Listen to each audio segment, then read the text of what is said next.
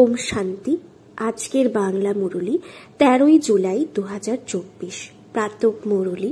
ওম শান্তি। বাপদাদা মধুবন।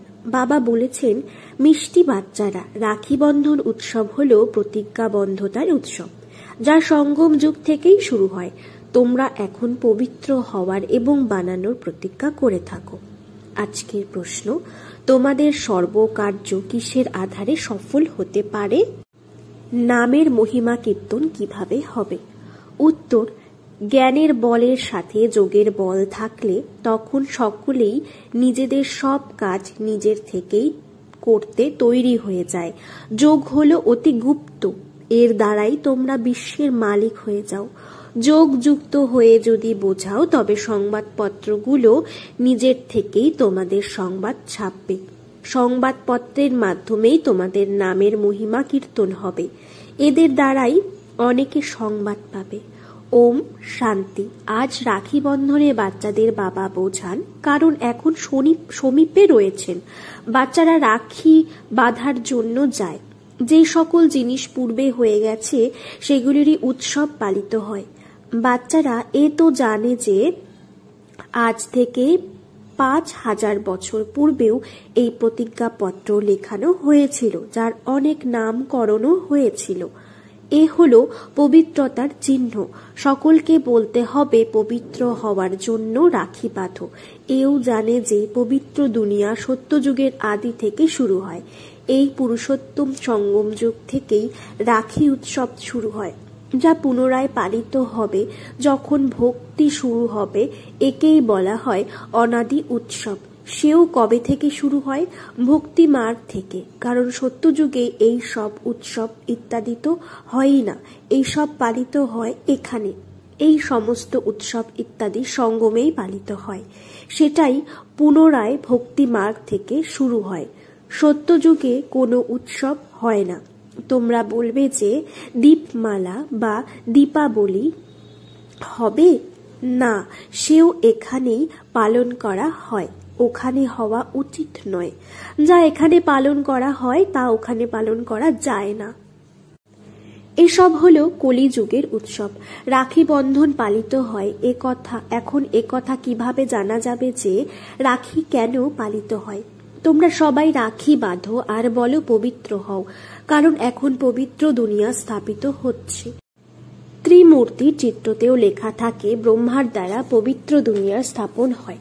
তাই পবিত্র বানানোর জন্য রাখি বন্ধন উৎসব পালন করা হয়। এখন হলো জ্ঞান মার্গের সময়। বাচ্চারা, তোমাদের বোঝানো হয়েছে যে যদি কেউ ভক্তির কোনো কথা শোনায়, তবে তাদের বোঝানো উচিত যে আমরা এখন জ্ঞান মার্গে রয়েছি। ভগবান অদ্বিতীয়, জ্ঞানের সাগর, যিনি সমগ্র দুনিয়াকে নির্বিকারী বানান। ভারত নির্বিকারী ছিল, তখন সমগ্র দুনিয়াই নির্বিকারী ছিল। ভারতকে ভাইসলেস বানানো, সমগ্র দুনিয়াই ভাইসলেস হয়ে যায়। ভারতকে ওয়ার্ল্ড বলা যাবে না। ভারত তো সমগ্র দুনিয়ার এক অংশ বিশেষ মাত্র। বাচ্চারা জানে নতুন দুনিয়ায় শুধুমাত্র এক ভারত ভূখণ্ডই থাকে। ভারত ভূখণ্ডে অবশ্যই মনুষ্য থাকবে। ভারত সত্যখণ্ড ছিল, সৃষ্টির আদিতে দেবতা ধর্মই ছিল। তাকে বলা হয় নির্বিকারী পবিত্র ধর্ম, যার এখন 5000 বর্ষ পূর্ণ হয়েছে। এই পুরানো দুনিয়ার আর অল্প দিন বাকি রয়েছে। নির্বিকারী হতে কতদিন সময় লাগে? সময় তো লাগেই। এখানে পবিত্র হওয়ার জন্য পুরুষার্থ করে। এ হলো সর্বাপেক্ষা বড় উৎসব। প্রতিজ্ঞা করা উচিত, বাবা আমরা পবিত্র তো অবশ্যই হব। এই উৎসব সর্বাপেক্ষা বৃহৎ, একথা বোঝানো উচিত। সকলকে আহ্বান বা ডাককে আহ্বান করে যে পরম পিতা পরমাত্মা, কিন্তু একথা বললেও বুদ্ধিতে পরম পিতা আসে না। তোমরা জানো পরম পিতা পরমাত্মা আসেন জীবাত্মার জ্ঞান প্রদান করতে। আত্মা পরমাত্মা পৃথক ছিল বহুকাল। এই মিলন মেলা এই সঙ্গম যুগেই হয়।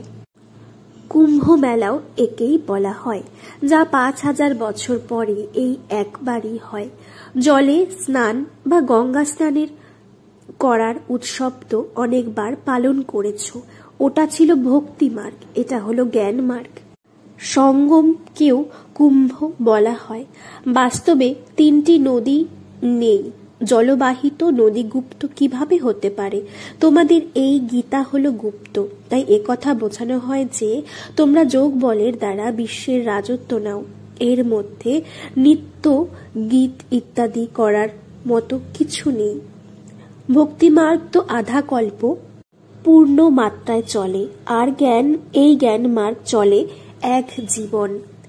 পরবর্তী 2 যুগে জ্ঞান থাকে না, থাকে জ্ঞানের প্রালব্ধ বা ফলভোগ। ভক্তি তো দ্রাপর কলিযুগ থেকেই চলে আসছে। জ্ঞান শুধু একবারই পাওয়া যায়, আর তারপর তার প্রাপ্তি ভোগ চলে 21 জন্ম পর্যন্ত। এখন তোমাদের জ্ঞান চক্ষু উন্মোচিত হয়েছে। পূর্বে তোমরা অজ্ঞান নিদ্রায় আচ্ছন্ন ছিলে। এখন রাখি বন্ধনে ব্রাহ্মণেরা রাখি পরায়। তোমরাও ব্রাহ্মণ। ওরা হলো গর্ভজাত ব্রাহ্মণ বংশীয়, তোমরা হলে ব্রহ্মার মুখ বংশাবলীয়। ওরা হলো গর্ভজাত ব্রাহ্মণ বংশীয়, আর তোমরা হলে ব্রহ্মার মুখবংশীয়। ভক্তি মার্গে কত অন্ধশ্রদ্ধা রয়েছে। পাকে আটকে পড়েছে। পাকে বা কাদায় পা আটকে যায়, তাই না? মানুষও ভক্তির পাকে আবদ্ধ হয়ে পড়ে এবং সম্পূর্ণ গলা পর্যন্ত ডুবে যায়। তখন বাবা আসেন রক্ষা করতে। যখন ডুবে যেতে যেতে শুধু শিখা বা টিকি বাকি থাকে, টেনে তোলার জন্য কিছু তো চাই, তাই না? বাচ্চারাও অনেক পরিশ্রম করে বোঝাবার জন্য। কোটি কোটি মানুষ রয়েছে, একজনের কাছে যাওয়ার জন্য পরিশ্রম হয়। সংবাদপত্রের মাধ্যমে তোমাদের বদনাম হয়েছে যে এরা ভাগিয়ে নিয়ে যায়, ঘর পরিবারকে অস্বীকার করে, ভাই বোন বানিয়ে দেয়। শুরুতে একথা অনেক বিস্তার লাভ করেছিল, সংবাদপত্রের মাধ্যমে হইচই পড়ে গিয়েছিল। এখন একজনকে তো পৃথকভাবে বোঝানো সম্ভব নয়। পুনরায় এই সংবাদপত্রই তোমাদের কার্যে আসবে। সংবাদপত্রের মাধ্যমেই তোমাদের নামের মহিমা কীর্তিত হবে। এখন ভাবনা চিন্তা করতে হবে যে কি করা উচিত, যাতে বোঝে রাখি বন্ধনের অর্থ কি। বাবা এখন এসেছেন পবিত্র করতে। তখন বাবা বাচ্চাদের থেকে পবিত্রতার প্রতিশ্রুতি করিয়ে নিয়েছেন। পতিতদের পবিত্র করেছেন যিনি, তিনি রাখি পরিয়েছেন। কৃষ্ণের জন্মদিন পালন করে, তাহলে নিশ্চয়ই সে সিংহাসনে বসেছিল। করোনেশন বা রাজ্যাভিষেক কখনো দেখানো হয়নি। সত্যযুগের প্রারম্ভে লক্ষ্মীনারায়ণ ছিল, তাদের করোনেশন অবশ্যই হয়েছিল। প্রিন্সের জন্মদিন পালিত হয়, কিন্তু তারপরে করোনেশন কোথায়? দীপাবলিতে করোনেশন হয়, অতি জাঁকজমক করে হয়। তা হয় সত্যযুগে। যে সমস্ত বিষয় সঙ্গমে হয় তা ওখানে হয় না। ঘরে ঘরে আলোকসজ্জা এখানে হয়, ওখানে দীপাবলি ইত্যাদি পালিত হয় না। ওখানে তো আত্মাদের জ্যোতি জাগ্রতই থাকে, সেখানে তারপর করোনেশন অনুষ্ঠিত হয়, দীপাবলি নয়। যতদিন পর্যন্ত তোমাদের জ্যোতি জাগ্রত না হয় ততদিন পর্যন্ত ঘরে ফিরে যেতে পারে না। এখন তো এরা সকলেই পতিত, এদের পবিত্র বানানোর জন্য বিচার বিবেচনা করতে হবে। বাচ্চারা বিচার বিবেচনা করে বড় বড় বা গণ্যমান্য ব্যক্তিদের নিকটে যায়। বাচ্চাদের গ্লানি হয়েছে সংবাদপত্রের দ্বারা, পুনরায় মহিমাও হবে এদের সংবাদপত্রগুলির মাধ্যমে। এগুলির কিছু টাকা পয়সা খরচ করো, তখন ভালো ভালো লিখবে। এখন তোমরা আর কত টাকা পয়সা দেবে? টাকা পয়সা দেওয়াও তো এক প্রকার ঘুষ। এ তো নিয়ম বহির্ভূত। আজকাল তো ঘুষ ছাড়া কোনো কার্যই সম্পূর্ণ হয় না। তোমরাও যদি ঘুষ দাও আর ওই সব লোকেরাও যদি ঘুষ দেয়, তবে দুপক্ষই এক সমান হয়ে যাবে। তোমাদের বিষয় হলো যোগ বলের। যোগ বল এত চাই যার মাধ্যমে তোমরা যে কোনো কারোর দ্বারা কার্য সম্পাদন করতে পারো। জ্ঞানের ভূ ভূ করেই যেতে হবে। জ্ঞানের শক্তি তো তোমাদের মধ্যেই রয়েছে। এই সমস্ত চিত্রাদির মধ্যে তো জ্ঞানই রয়েছে। যোগ হলো গুপ্ত, নিজেকে আত্মনিশ্চয় করে বাবাকে স্মরণ করতে হবে অসীম জগতের উত্তরাধিকার পাওয়ার জন্য। এ হলো গুপ্ত, যার দ্বারা তোমরা বিশ্বের মালিক হও। যে কোনো স্থানেই বসে তোমরা স্মরণ করতে পারো। এখানে বসে থাকাকালীন তোমাদের শুধু যোগ নয়, সাধনা বা যোগ গভীর হয়। জ্ঞান আর যোগ দুই সহজ। শুধু যদি 7 দিনের কোর্স করে নেওয়া যায়, ব্যাস, বেশি কিছুর প্রয়োজন নেই।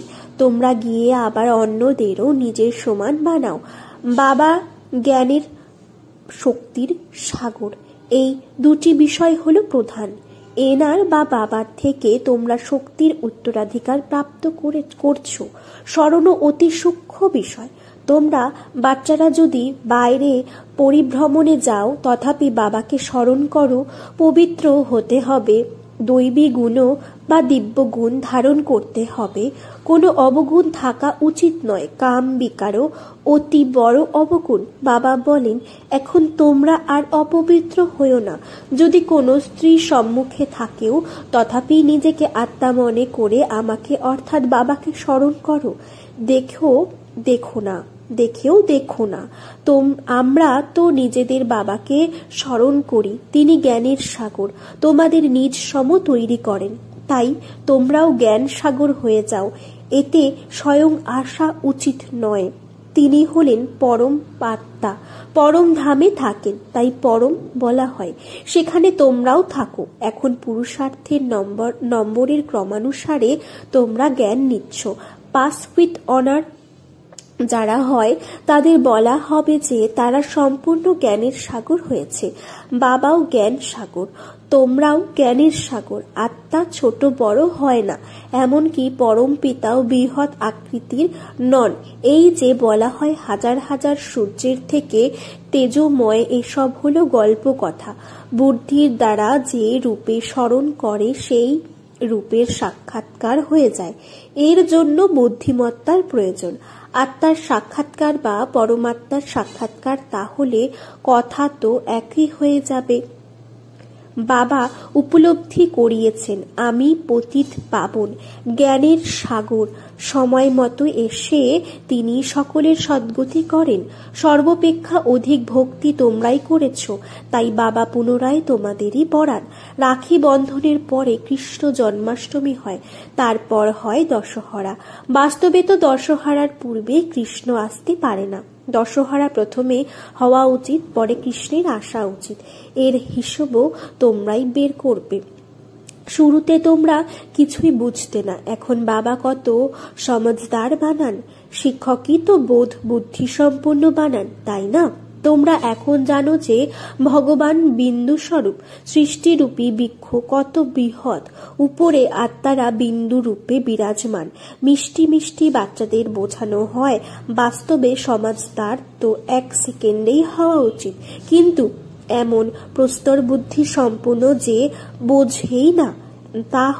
তা না হলে এ তো 1 সেকেন্ডের ব্যাপার। প্রতি জন্মেই নতুন নতুন লৌকিক পিতা পাওয়া যায়। এই অসীম জগতের পিতা তো একবারই এসে 21 জন্মের উত্তরাধিকার দেন। এখন তোমরা অসীম জগতের পিতার কাছ থেকে অসীম জগতের উত্তরাধিকার লাভ করছো। তোমাদের আয়ুও দীর্ঘ হয়ে যায়।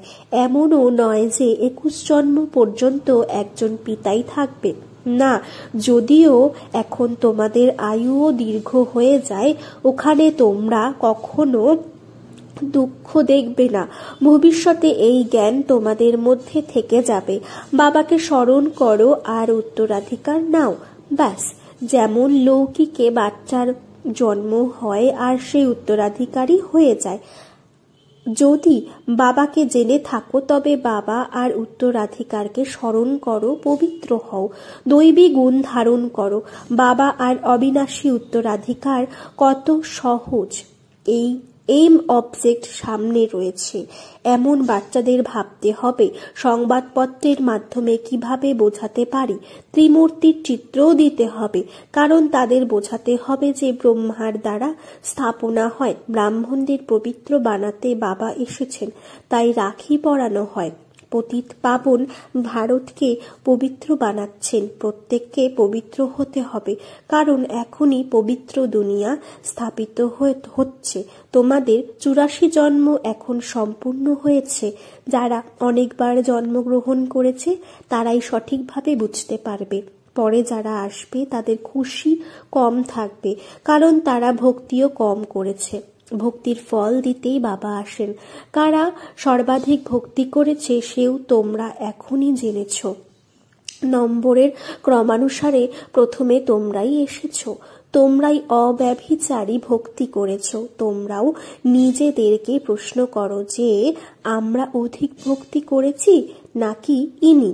সর্বাপেক্ষা তীব্র গতিতে যারা সার্ভিস করে অবশ্যই তারা ভক্তিও অধিক মাত্রায় করেছে। বাবার নামও লেখেন, যেমন কুমারকা বা দেবী প্রকাশমণি, জনক বা জানকী দাদি, মনোহর, গুলজার রয়েছে।